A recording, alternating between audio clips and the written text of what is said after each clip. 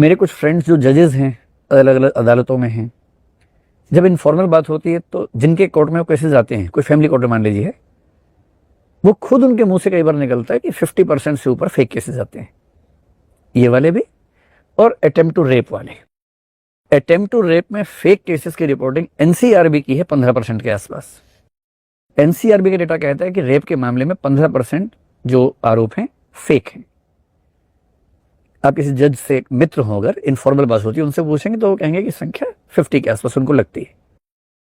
दोनों बातें सही हैं। पहली बात ये सही है कि महिलाओं के साथ अत्याचार की इंतहा हो चुकी थी, तब ये सेक्शन बना था, एक्ट बना था। ये भी सही है कि जब एक्ट बना, सेक्शन बना, उसका दुरुपयोग भी कम नहीं हुआ।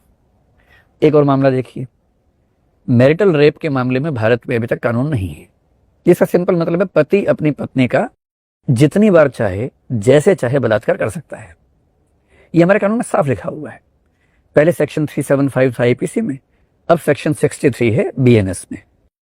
उसका एक्सेप्शन नंबर 2 साफ कहता है कि पति द्वारा पत्नी के साथ किया गया सेक्सुअल रिलेशनशिप रेप नहीं माना जाएगा। पहले था कि 15 साल से छोटी पत्नी है तो मानेंगे, अब है कि अगर पत्नी 18 साल की है या उससे ऊपर है तो नहीं माना जाएगा। 18 से कम की शादी है या पत्नी की उम्र 18 से कम है तो रेप माना जाएगा। पहले 15 था। अब मान लीजिए एक पति अपनी पत्नी से बहुत ही बदतमीजी के साथ रेप करे, बार बार काइंड ऑफ इतनी वायलेंस कर दे कि जीना मुश्किल कर दे। भाई प्रेम अलग चीज होती है और मतलब वहशीपन अलग चीज होती है। कोई वहशीपन के साथ ये काम करने लगे। दुनिया के कम से कम 130-40 देशों में मैरिटल रेप अपराध होता है, भारत में नहीं है। केवल 30 देश मेरे ख्याल है जहां पर नहीं है, जिनमें अफगानिस्तान, सऊदी अरब सब देश आते हैं, भारत भी आता है उनमें। अब सवाल है कि उस महिला को केस करना है मैरिटल रेप का, वो आरोपी नहीं है भारत में, अपराधी नहीं है, तो किस में जाएगी? वो डोमेस्टिक वायलेंस में जाएगी। मान लो वहां भी राहत नहीं मिल रही है, दबाव बनाना है, किसी तरह से जान बचानी है, 498A लगा देगी। इसका मतलब ये नहीं कि 498A लगाने वाले सब लोग इसलिए लगाते हैं, पर अगर आप जेंडर वालों से बात करें, फेमिनिस्ट लोगों से बात करें, उनमें से कुछ का कहना है कि क्योंकि बाकी उपाय नहीं है तो फिर वो महिलाएं उसका इस्तेमाल करती हैं। होना क्या चाहिए इसमें? एक अच्छे समाज में कोई किसी का शोषण ना कर सके, अत्याचार ना कर सके, ये होना चाहिए। होना ये चाहिए कि 498A जैसे उसमें जब ज्यादती होने लगी तो सुप्रीम कोर्ट ने इंटरवीन किया और सुप्रीम कोर्ट ने सुनिश्चित किया कि केवल किसी महिला के किसी रिश्तेदार का नाम लेने भर से गिरफ्तारी नहीं होगी। फिर सुप्रीम कोर्ट ने अच्छे से डांटा, सेंट्रल होम मिनिस्ट्री ने, यूनियन होम मिनिस्ट्री ने इसके रूल्स बनाए, मतलब डायरेक्टिव जारी किए। और आज के दिन में 498A के नाम से कोई अगर महिला आरोप लगाती है, रिश्तेदारों को लाइन से नाम लगा दिया, अरेस्ट नहीं होता है। एक प्राइमरी इन्वेस्टिगेशन होगी, डीसीपी रैंक का ऑफिसर करता है, एसपी रैंक का ऑफिसर। जब तक डीसीपी या एसपी रैंक का ऑफिसर प्राइमरी इन्वेस्टिगेशन करके ये ऑथेंटिकेट नहीं करता कि हाँ जेन्युइन रीजन है कि इनको अरेस्ट करना चाहिए, तब तक अरेस्ट नहीं कर सकते हैं। तो जिस केस की बात आप कर रहे हैं वो केस बहुत ही दर्दनाक है। उस व्यक्ति का वीडियो मैंने भी देखा था। वहां तो मामले कई थे। एक तो ये था कि पत्नी अलग होना चाह रही है। अब दिक्कत है कि पति पत्नी अलग होना चाहें, ये भी अपने आप में बड़ी समस्या भारत में। मतलब अलग होना चाहिए सामान्य बात है, अलग होने का प्रोसेस बड़ा मुश्किल है। ईजी होना चाहिए, क्यों इतना मुश्किल करना है? आसान तरीका एक ही है, आपसी सहमति से। सहमति का तरीका अगर आपको अदालत के आसपास की दुनिया का अंदाजा हो, अगर कोई पुरुष चाहे हिंदू मैरिज एक्ट के तहत कि मैं अपनी पत्नी से अलग हो जाऊं, सामान्य स्थिति यह है कि एक फाइनेंशियल अंडरस्टैंडिंग बनती है, फैमिली कोर्ट उसमें सपोर्ट भी करती है, वकील सपोर्ट करते हैं। अगर पत्नी का मन अलग होने का नहीं है, दोनों साथ में रहते भी नहीं पति पत्नी की तरह से, एक घर में अलग रहते हैं, रिलेशनशिप है ही नहीं उन लोगों के बीच में, अलग होने की इच्छा है। अब या तो आप साबित करें कि आपका पार्टनर एडल्ट्री कर रहा है, आप कहां से साबित करेंगे भाई? और क्यों जासूस बनने की जरूरत है? अगर आप ऐसे भी कंफर्टेबल नहीं है तो नहीं है। या फिर आप साबित करें कि वायलेंस हुआ आपके साथ, वायलेंस हुआ ही नहीं है, बस सहमति नहीं है, अच्छा नहीं लगता है, इतनी बात है। आप थक जाएंगे लेकिन तलाक मिलेगा नहीं। एक ही रास्ता बचता है अंत में, आपसी सहमति। आपसी सहमति की कंडीशन क्या है? अगर पत्नी की तलाक लेने की इच्छा नहीं है तो पत्नी बेचारी शायद नहीं सोच पाएगी, पर पीछे 4 वकील वहां भी आ जाएंगे, सारे मामा फूफा इकट्ठे हो जाएंगे और वो क्या बोलेंगे कि 1 करोड़ दोगे तो बात करेंगे। मध्य वर्गीय परिवारों में तलाक की जो कीमत आजकल है वो 10 लाख, 50 लाख, 30 लाख, 70 लाख ये सुनने में आती है। आप किसी भी अदालत में जाके देखिए, ऐसी बातें चल रही होती है। जिस व्यक्ति की बात आप कर रहे हैं वो, उसका आरोप ये है कि मुझसे पहले 1 करोड़ मांगा, अब 3 करोड़ मांग रहे हैं होने के लिए, केसेस सेटल करने के लिए, क्योंकि बहुत सारे केस लगा दिए हैं। अब केस लगने से साबित नहीं हुआ केस, अरेस्ट शुरू में हुए, अरेस्ट खत्म हो गया, क्योंकि आप अब कोर्ट को आपने प्रॉमिस किया कि मैं आता रहूंगा और जांच में सहयोग दूंगा, तो अरेस्ट की जरूरत नहीं है उसके बाद। पर अगर आपके ऊपर 5 केस लगे हों और देश के अलग अलग हिस्से में लगे हों और हर 15वें 20वें दिन आपको कहीं ना कहीं अदालत में जाना पड़ता हो, आपकी जिंदगी कैसी हो जाएगी? आप जिस नौकरी में, वो नौकरी आपकी शायद नहीं बचेगी। तो एक कॉम्प्रिहेंसिव काम करने की जरूरत यह है कि कानून ऐसे बने इसमें न पुरुष का शोषण हो सके, न महिला का हो सके। जैसे मेरा मानना है कि तलाक की प्रक्रिया थोड़ी सी आसान होनी चाहिए, उसमें कुछ ऐसी लेयर्स आ सकती हैं कि आर्बिट्रेशन, मीडिएशन जैसे कुछ चीजें उसमें आ जाएं।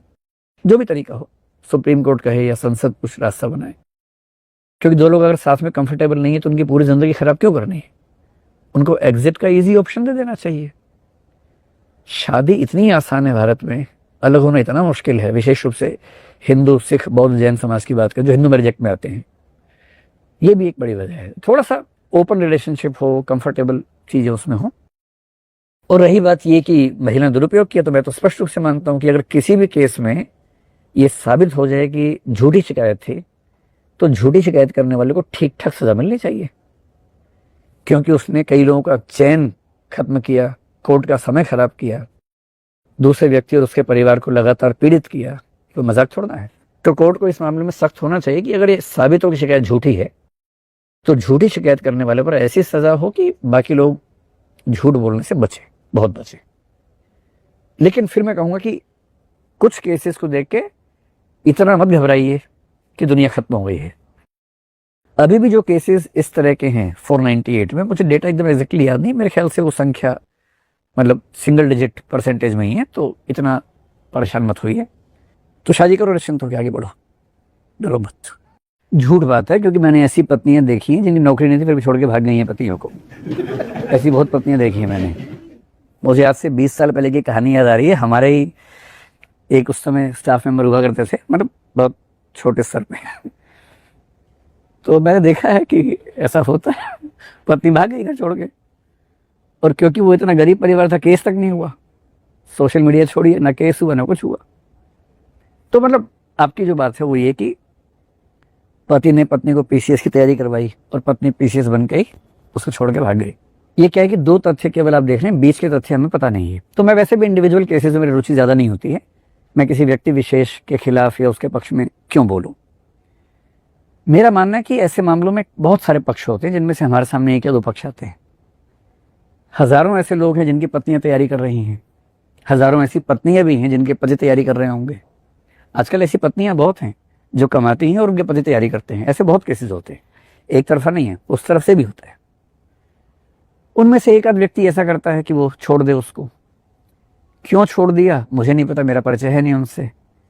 पर ऐसा एक केस जो मैं जानता हूं आज से बहुत साल पहले का, वहां जब छोड़ने की बात है तो उसके पीछे कुछ और फैक्टर्स भी थे। लगाव नहीं है, तकरार की और वजह हैं, पारिवारिक स्तर पे कुछ संकट चल रहे हैं, ऐसी कई बातें थी। इस केस का मैं नहीं कह सकता, लेकिन जनरल बात इस पर अगर करनी हो, मैं क्योंकि अब 26-27 साल से पढ़ा रहा हूँ सिविल सर्विस के लिए, तो बच्चे बहुत सारे हैं, अब तो बूढ़े हो गए बेचारे जो पढ़ते थे उस समय। एक केस मुझे अच्छे से ध्यान है कि 2 लोगों में अफेयर था, लड़का सिविल सर्वेंट बन गया, भूल गया, शायद मोटा दहेज मिला उसको, लड़की गहरा प्यार करती थी। उस लड़की ने आज तक शादी नहीं की और उसकी उम्र 45-50 के बीच में इस समय है, पर वो तो मीडिया में आया नहीं कभी, उसकी हम बात क्यों करेंगे। ऐसे भी कई केस जानता हूं, लड़का लड़की तैयारी कर रहे दोनों, लड़के का सिलेक्शन होते ही दहेज का इतना दबाव आता है उसके ऊपर कि अक्सर 10 में से कम 7, मैं बहुत सोच समझ के कह रहा हूं, 10 में से 7 मामलों में अफेयर खत्म हो जाता है अगर लड़का IAS IPS बन जाता है। तो लड़की के मामले में भी ऐसा होता है, वहां वजहें आमतौर पर दूसरी हैं। ऐसी वजह मैंने देखी, ऐसे कई बच्चे हैं कि दोनों में कमिटमेंट है, लड़की आईएएस बन गई, लड़का नहीं बना। अब लड़की के परिवार को ये लालच है कि नहीं हमारा दामाद भी उस लेवल का होना चाहिए, वो छोड़ के चली गई। ऐसे केसेस भी आते हैं। तो एक तरफा तरीके से ये कहना कि लड़के ने पत्नी का खर्चा उठाया और पत्नी भाग गई, बहुत पति भागते हैं। मैं जब डीयू में पढ़ता था, मैं ऐसे कुछ लोगों को जानता हूँ जो आए यहाँ, उनका इश्क भी हुआ, शादी भी हुई, सब कुछ हुआ, और बाद में पता लगा कि शादी एक पहले वहां हो चुकी थी। कितने ऐसे लोग हैं। एक शादी गांव में हुई है, आप शहर में, आपने बताया नहीं किसी को, आपने यहाँ भी इश्क किया, शादी भी कर ली, कोई केस नहीं हुआ, कोई खबर नहीं बनी। तो मैं जो कहना चाह रहा हूँ, धोखेबाजी के मामले में ये ठीक है कि महिलाएं भी आजकल कंधे से कंधा मिला रही हैं, लेकिन अभी भी हमारा अनुपात ज्यादा है, और अगर डरने की जरूरत है तो महिलाओं को ज्यादा डरना है, लेकिन ठीक है, ऐसा ना हो तो अच्छा है। और अगर ऐसी घटना हो तो मीडिया की जिम्मेदारी ये बनती है कि सारे पक्षों को देखने समझने के बाद बात करें। केवल एक घटना से कि खर्चा उठाया और ये भाग गई, इसके बीच के भाई बहुत सारी और चीजें भी होंगी ना, वो चीजें डिफाइन करेंगे कि मामला क्या था, और जब तक वो चीजें नहीं हैं तब तक कैसे हमको दावा करें। ठीक है, तो बहुत घबराने वाली बात नहीं है। पत्नी अनपढ़ है तो दिक्कत ये है ना कि फिर पति को ये भी चाहिए कि कमाए, और आमतौर पे अगर पति या पत्नी इन्वेस्ट करते हैं अपने पार्टनर पे तो उनके मन में कहीं ना कहीं भाव तो होता ही है कि बाद में रिटर्न में मेरे पास ये आएगा, आरओआई अच्छा होना चाहिए। तो अगर आप नहीं पढ़ाएंगे तो पक्का है फिर तो वही स्थिति रहने वाली है।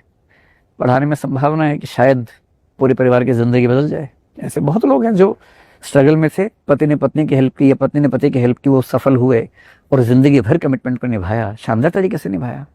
कितने हजारों एग्जाम्पल्स हैं ऐसे। तो एक बुरे एग्जाम्पल को देखकर अपनी धारणा बदल लेना ये कहाँ ठीक है।